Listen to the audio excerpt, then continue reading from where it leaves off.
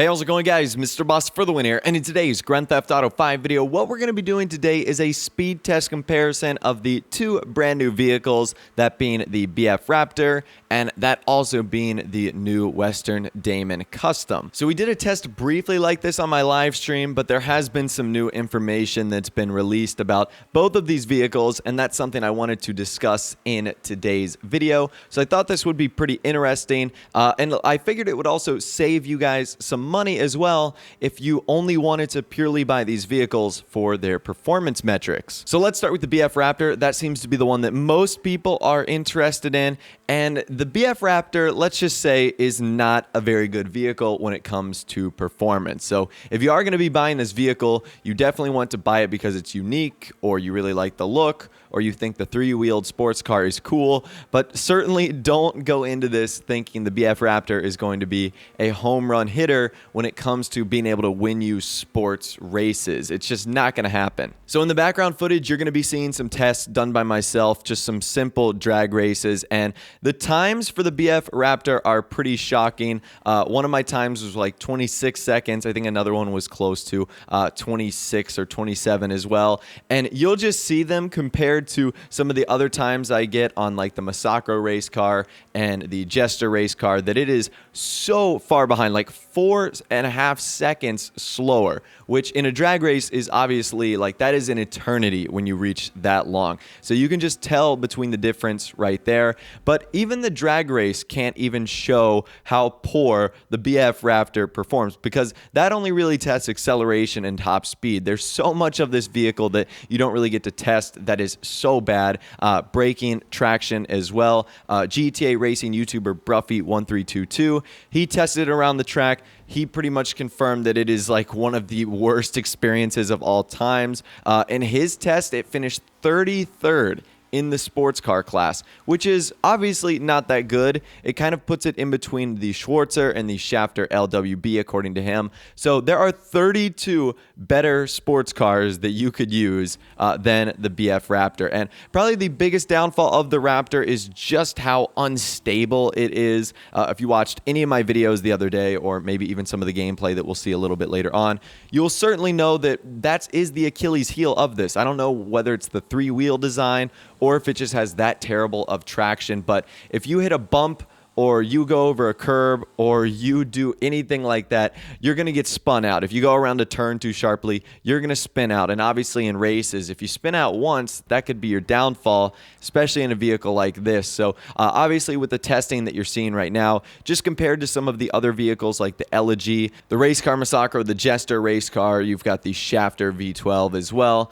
So like I said, there are a lot of better other sports cars that you could use, 32 of them in fact, and many of them are much cheaper. I mean, the Masacro, the Jester, I think even both race car versions of those are cheaper than the new BF Raptor. I mean, heck, the Elegy is free. I mean, all you have to do is pay for the mods there, and you can get a really great performing car. So, like I said, performance is not the thing for the BF Raptor. You're not going to be using the Raptor and wanting to be utilizing it for its performance. It just isn't going to make sense with all the other vehicles that are available. So that's kind of crazy. The 33rd fastest sports car, and as I mentioned the other day, you better be buying this for either some novelty purpose or because you like it, but certainly not because of performance. It just doesn't perform well, and you just need to know that going into this vehicle. So now let's actually move on to the new Western Daemon Custom. And you might think that this is the same bike that's been in the game since day one, but it's actually different. And there's a ton of different properties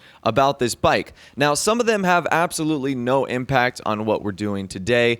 In fact, most of it has no impact, which is customization of the bike itself. It's also now available on the website. There are a couple things removed about the bike, like the Lost MC logo. That's no longer on the seat. It costs $145,000. Now you no longer have to search for it. You can just buy it if you want in game. But there is one thing about this bike that does set it apart from the regular Daemon that you can just find on the street. And that is the fact that you can actually have upgraded traction on this bike.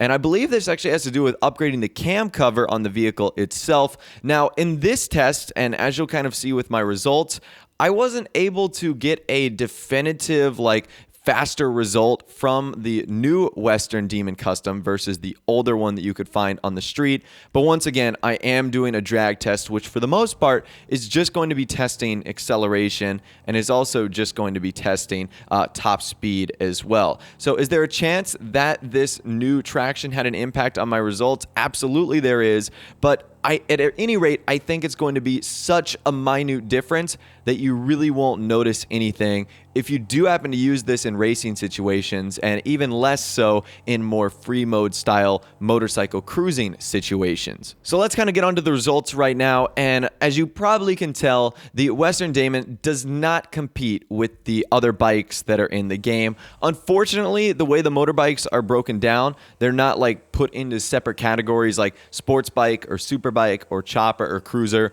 Motorcycles are just kind of thrown into one conglomerate. So if you were to use this in races, there would be nothing stopping really anyone from using, let's say, like a Hakachu drag or a Bati or an Akuma, and they're absolutely going to smoke you. I mean, there's just no doubt about that. The results are easily 3 to 4 seconds faster on the best motorbikes in the game compared to the new Western Demon, and honestly, that's to be expected here. You shouldn't purchase the Demon or the Daemon. Once again, I have no idea how to pronounce it. Like I said, I have no clue on that front, but if you are going to be buying this motorcycle, you should just go into it with the attitude that you want to buy this because you either love the bike, you think it's a great chopper, great cruiser, and you love the customization. You shouldn't get this because you want it to be a cheaper version of the Hakachu drag that you can end up using in races. That's not going to be the case. You're just not going to see the same performance whatsoever. So if we're just looking at performance metrics, basically what you're paying for with that $145,000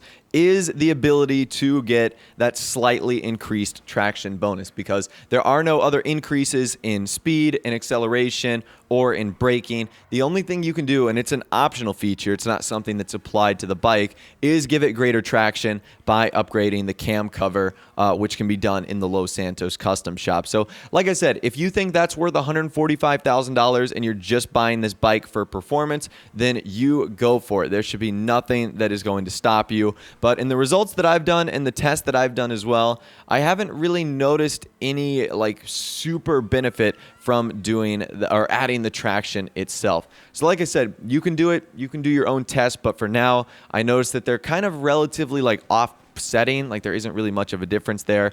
And like I said, you shouldn't really be buying this vehicle for the performance metrics. So bottom line, and kind of wrapping things up here, I do think that the performance of the BF Raptor is way more disappointing than the new Western Demon Custom, really because the Raptor could have been so much better with a little bit better handling. And in my opinion, if it was placed in a different class, I'm really not sure where you could put it. Maybe off-road would be the best, but it does not belong in the sports car class. Clearly, it's 33rd, which just makes it incredibly non-competitive. You'll never be able to use that effectively in races whatsoever.